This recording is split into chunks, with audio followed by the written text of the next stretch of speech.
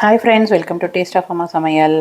இன்றைக்கி வந்து குழம்பு தாங்க வைக்க போகிறேன். அதுக்கு வந்து சின்ன வெங்காயம், பச்சை மிளகா, ஒரு பூண்டு, முழு பூண்டு ஒன்று, 2 தக்காளி, கொஞ்சம் கருவேப்பிலை எடுத்து வச்சுருக்கேன். அப்புறம் பார்த்திங்கன்னா புளி எடுத்து வச்சுருக்கேன். இதில் தண்ணி விட்டு நல்லா கரைச்சி எடுத்துக்கலாம். அப்புறம் முக்கியமானது என்னென்னு பார்த்திங்கன்னா, அஞ்சப்பர் டப்பாவில் உள்ளே என்ன இருக்குதுன்னு பார்த்திங்கன்னா மீன், கிழங்கா மீன் தாங்க. இது மஞ்சள் உப்பெல்லாம் போட்டு நல்லா கழுவி எடுத்துகிட்டு வந்து வச்சுருக்கேன். சும்மா பாக்ஸில் இருக்கட்டும் மீன் மூடி வச்சுருக்குறேங்க. இப்போ குழம்புக்கு எல்லாத்தையும் ரெடி பண்ணிவிட்டு காட்டுறேங்க. வெங்காயம் பூண்டெல்லாம் உரிச்சிட்டு கழுவிட்டு கட் பண்ணி எடுத்துகிட்டு வரேன். தக்காளியை வந்து மிக்சியில் அரைச்சிக்க போகிறேன். பச்சை மிளகாலாம் தாளிக்கிறதுக்கு அப்படியே எடுத்து வச்சுக்கலாம். புளியை ஃபஸ்ட்டு கரைச்சிட்டு அதுக்கப்புறம் குழம்பு தாளிக்கலாங்க. ஏற்கனவே பார்த்திங்கன்னா நான் மீன் குழம்புலாம் போட்டிருக்கேன். ஒன்று கொஞ்சம் டிஃப்ரென்ஸ் இருக்கும். நீங்கள் பாருங்கள், ட்ரை பண்ணி பாருங்கள், நிச்சயமாக நல்லாயிருக்கும். திருக்கு மீன் குழம்பு போட்டேன். அது பார்த்திங்கன்னா மிளகெல்லாம் வறுத்துட்டு அரைக்கிற மாதிரி. இந்த குழம்பு கொஞ்சம் வேறு மாதிரி தாளிக்கணும், கிழங்கா மீன். அதே மாதிரி நெத்திலி மீனுக்கும் கொஞ்சம் டிஃப்ரென்ஸ் இருக்கும். நீங்கள் பாருங்கள், நல்லா இருக்கான்றதையும் சொல்லுங்கள். இந்த குழம்புக்கு முதல்ல பார்த்திங்கன்னா சின்ன வெங்காயம் இருக்குல்லையே, அது பாருங்கள், ஒரு 10 வெங்காயம் இருக்குது. இது நல்லா மிக்சியில் லேசாக ஒரு சுற்றி எடுத்துக்கலாங்க. அதுக்கப்புறம் புளி தண்ணி கரைச்சி வச்சுருக்கேன். கரைச்சிட்டு எல்லாத்தையுமே க்ளீன் பண்ணி எடுத்து வச்சாச்சு. மீன்லேருந்து எல்லாமே ரெடியாக இருக்குது. இப்போ வெங்காயத்தை மட்டும் மிக்சியில் லேசாக ஒரு சுற்றி எடுத்துகிட்டு வரேன். இப்போ நம்ம மீன் குழம்பு வைக்க போகிற சட்டியில் இந்த புளி தண்ணி கரைச்சி வச்சுருக்கதை சேர்த்துக்கிறேங்க முதல்ல. அதுக்கப்புறமா நான் வந்து அரைச்சி வச்சுருக்கேன் பார்த்திங்களா, இந்த வெங்காயத்தையும் அந்த புளி தண்ணியில் சேர்த்துக்கலாம்.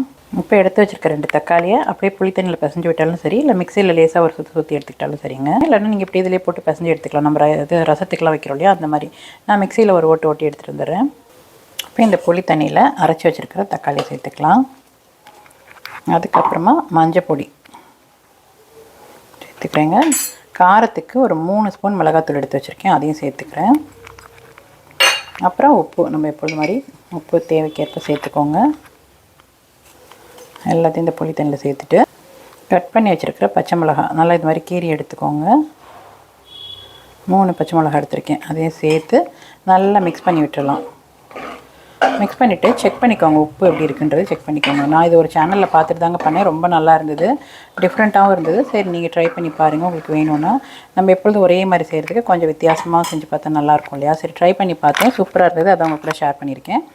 எல்லாத்தையும் மிக்ஸ் பண்ணிவிட்டேன். நீங்கள் காரம் உப்பு எல்லாம் செக் பண்ணிக்கோங்க, போதுமானு சொல்லிவிட்டு. காரம் தேவைப்பட்டால் அதுவும் சேர்த்துக்கலாம். இப்போ நான் கொஞ்சம் தண்ணி சேர்த்துக்கிறேன், ரொம்ப திக்காக இருக்குது. மிக்சியில் பார்த்திங்கன்னா தக்காளியெல்லாம் அரைச்சி வச்சுருந்தேன் பார்த்திங்களா, அந்த தண்ணியே இருந்தது, அதை அப்படியே சேர்த்துக்கலாம். சேர்த்துட்டு இதை அப்படியே அடுப்பில் ஏற்றி வைக்க வேண்டியதாங்க. பார்த்துக்கோங்க, இந்த அளவுக்கு இருக்கட்டும். நல்லா கொதிக்கும் போது மீன் சேர்க்கலாம். அதுக்கப்புறமா லாஸ்ட்டில் தான் தாளிக்கணும். இப்போ இது வந்து உப்பு புளியெல்லாம் கரெக்டாக இருக்குது எனக்கு. நான் இது இப்போ அடுப்பில் ஏற்றி வச்சிடுறேன். இப்போ அடுப்பில் வச்சாச்சுங்க குழம்ப. எல்லாத்தையும் ரெடி பண்ணிவிட்டு அடுப்பில் வச்சாச்சு. இப்போ க்ளோஸ் பண்ணி வைக்கலாம். நல்லா கொதிக்கட்டும். கொஞ்சம் கருவேப்பிலையும் சேர்த்துக்கிறேன் இதில். இப்போ நல்லா கொதிக்கட்டும். மீன்லாம் கழுவி ரெடியாக தான் வச்சுருக்கிறேன். குழம்பு கொதிக்கட்டும், அதுக்கப்புறம் தாளிக்கலாம். இதில் முக்கியமாக ஒரு விஷயம் சொன்னாங்கங்க அந்த குழம்புல. அதை பார்த்துட்டு தான் செஞ்சு பார்த்தேன், நல்லா இருந்தது. சரி, உங்களுக்கும் பிடிக்கும்னா ட்ரை பண்ணி பாருங்கள். ஏன்னா நம்ம டவுட்லேயே இருப்போம், நல்லா இருக்கா இல்லையா அப்படின்னு யோசிப்போம் இல்லையா. நம்ம சில இதெல்லாம் பார்ப்போம், வீடியோஸ்லாம் பார்ப்போம், செய்கிறதுக்கு யோசிப்போம். அதனால் நானும் அந்த மாதிரி தான் யோசிச்சுட்டு இருந்தேன். அப்புறம் ட்ரை பண்ணேன், சூப்பராக இருந்தது, அதை ஷேர் பண்ணியிருக்கேன். இப்போ இதுக்கு முக்கியமாக என்னென்னு பார்த்தீங்கன்னா கடாயில் வெறும் கடாய் எடுத்துக்கோங்க. அதில் கொஞ்சமாக வெந்தயத்தை போட்டு, கொஞ்சமாக நிறையவோ நீங்கள் வேணால் கூட வறுத்து வச்சுக்கலாம். புளி குழம்புக்கெலாம் போட்டது கூட நல்லாயிருக்கும். அவங்க சொன்ன சின்ன டிப்ஸ் பார்த்திங்கன்னா இதுதான். நல்லா வறுத்துட்டு மிக்சியில் பொடி பண்ணி எடுத்துக்க சொன்னாங்கன்னா, எடுத்துகிட்டு லாஸ்ட்டில் சேர்க்கணும். இது நல்லா வறுத்துக்கலாம். இது பார்த்திங்கன்னா புளி குழம்புக்கெல்லாமே ரொம்ப நல்லாயிருக்கும். ஆக்சுவலாக அதெல்லாம் பண்ணி பார்த்துருக்கேன். மீன் குழம்புல சேர்த்து நான் பார்த்ததில்ல, அதுக்காக தான் ட்ரை பண்ணேன். பட் நல்லா இருந்தது, நல்லா வாசனையாக இருந்தது குழம்பும். பார்த்திங்கன்னா நல்லா வறுத்துக்கலாம். நல்லா செவக்க வறுத்துட்டு ஆற வச்சு மிக்சியில் பொடி பண்ணி எடுத்துக்கலாம். இதில் கொஞ்சம் சேர்த்திங்கன்னா போதும். மிச்சம் இருந்ததுன்னா நீங்கள் புளி குழம்புலையோ இல்லை புளி சாதம் பண்ணுறோம்ல, அதிலெல்லாம் கூட சேர்த்துக்கலாம், நல்லாயிருக்கும். இப்போ நான் இதை வறுத்து பொடி பண்ணி எடுத்துகிட்டு வரேங்க. நல்லா செவப்பாயிடுச்சு பாருங்கள், செவந்துடுச்சு பார்த்தீங்களா. இப்போ ஆஃப் பண்ணிவிட்டேன், ஆறட்டும். அப்புறம் மிக்சியில் பொடி பண்ணிக்கலாம். குழம்பு இப்போ நல்லா கொதிக்குது. நான் என்ன பண்ண போகிறேன்னு பார்த்தீங்கன்னா, கொஞ்சமாக தேங்காய் அரைச்சி வச்சுருக்கேங்க. இந்த தேங்காவை இதில் சேர்த்துக்கிறேன். சேர்த்து 2 நிமிஷம் கொதிக்கட்டும். கொதிச்சதுக்கப்புறமா மீனை சேர்த்துக்கலாம். கொஞ்சம் தான், நிறைய இல்லைங்க, கொஞ்சமாக தான் தேங்காய் சேர்த்துருக்கேன். உங்களுக்கு வேணும்னா சேர்த்துக்கோங்க. இப்போ நல்லா கொதித்து வரட்டுங்க. ட்ரை மிக்சியில் போட்டு பொடி பண்ணிக்கலாம். ஈரமாக இருந்தால் உங்களுக்கு ஒட்டிக்கோங்க. நல்லா காஞ்சி மிக்சி தான் இது. இதில் போட்டு நல்லா பொடி பண்ணிக்கலாம். வெந்தயத்தை நல்லா பவுட்ரு பண்ணிவிட்டேன். நமக்கு எவ்வளோ வேணுமோ அவ்வளோ சேர்த்தா போதுங்க. எல்லாத்தையும் சேர்க்கணும் அவசியம் இல்லை. நமக்கு தேவையான அளவு சேர்த்துக்கலாம். நான் ஒரு 1/2 ஸ்பூன் சேர்த்துக்கிறேன். குழம்பு நல்லா கொதிச்சிட்ருக்கு. இப்போ வந்து நம்ம பொடி பண்ணி வச்ச வெந்தயம் இருக்குல்ல, வெந்தய பவுடரை வந்து அரை ஸ்பூன் அப்படியே மேலால் சேர்த்துக்கலாம். சேர்த்துட்டு க்ளோஸ் பண்ணி வச்சுருங்க. இப்போ கொதிச்சிட்ருக்க குழம்புல வாஷ் பண்ணி வச்சுருக்கிறே மீனை சேர்த்துக்கலாங்க. சேர்த்துட்டு மீன் ஒரு 2 நிமிஷம் நல்லா கொதிக்கட்டும். 2லேருந்து ஒரு 4-5 நிமிஷம் நல்லா கொதிக்கட்டும் மீன். அதுக்கப்புறம் தாளித்து கொட்டிக்கலாம். மீன் செக் பண்ணிக்கோங்க, நல்லா வெந்திருக்கான்னு பார்த்துக்கோங்க. எல்லா மீனையும் சேர்த்துட்டேங்க. சேர்த்துட்டு இப்போ நல்லா கொதிக்க விட்டுருக்கேன். கொதித்து வரட்டும். மீனை உடைக்காமல் லேசாக வேணால் ஒரு கிண்டி விடுங்க. ஈஸியாக தாங்க இருக்குது. நல்லா டேஸ்ட்டாக தான் இருந்தது. இது வரைக்கும் நான் ட்ரை பண்ண வரைக்கும், செக் பண்ண வரைக்கும் இந்த குழம்பு ரொம்பவே நல்லா இருந்தது. 15 நிமிஷம் மூடி வச்சிடலாம். குழம்பு தாளிக்கிறதுக்கு பார்த்திங்கன்னா சின்ன வெங்காயம், ஒரு 2 பல் பூண்டு நல்லா பொடியை நறுக்கி வச்சுருக்கேன். கருவேப்பிலை எடுத்து வச்சுருக்கேன்.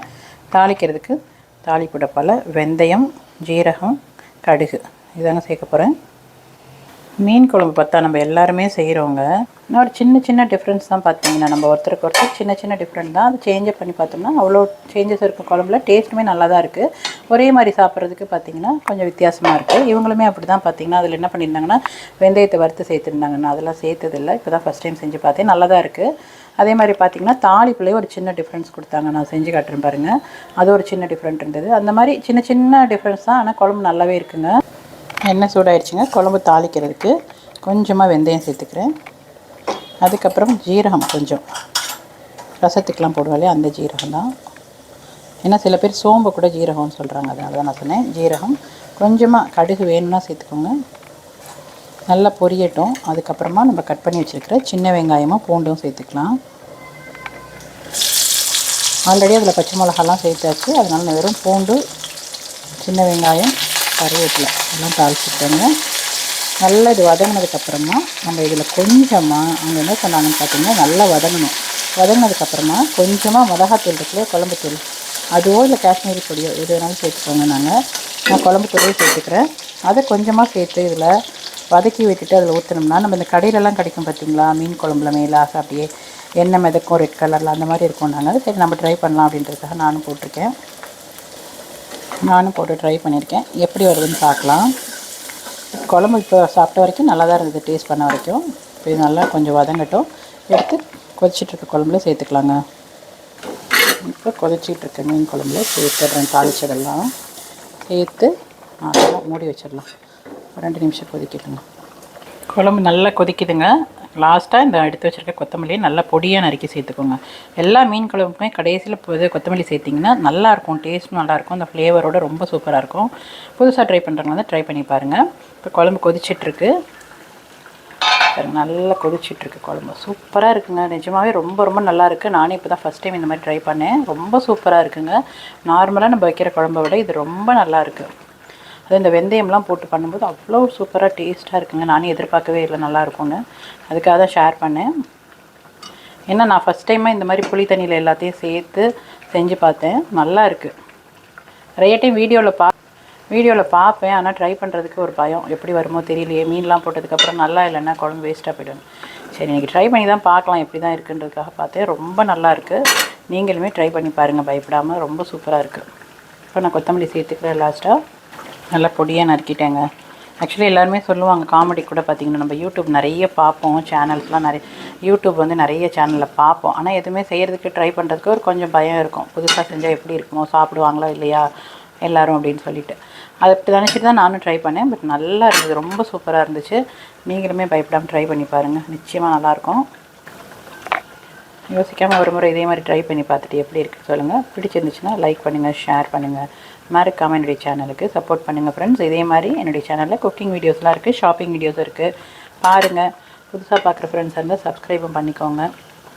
மீன் பாருங்கள், உடையாமல் ரொம்ப அழகாக சூப்பராக வந்துச்சு. கிழங்கா மீன் இது. முள் கொஞ்சம் இருக்கும், பட் டேஸ்ட் நல்லாயிருக்கும். குழம்பு டேஸ்ட் ரொம்ப நல்லாயிருக்கும் கிழங்கா மீனில். ட்ரை பண்ணி பார்த்துட்டு பிடிச்சிருந்துச்சுன்னா லைக் பண்ணுங்கள் ஃப்ரெண்ட்ஸ். தேங்க்யூ.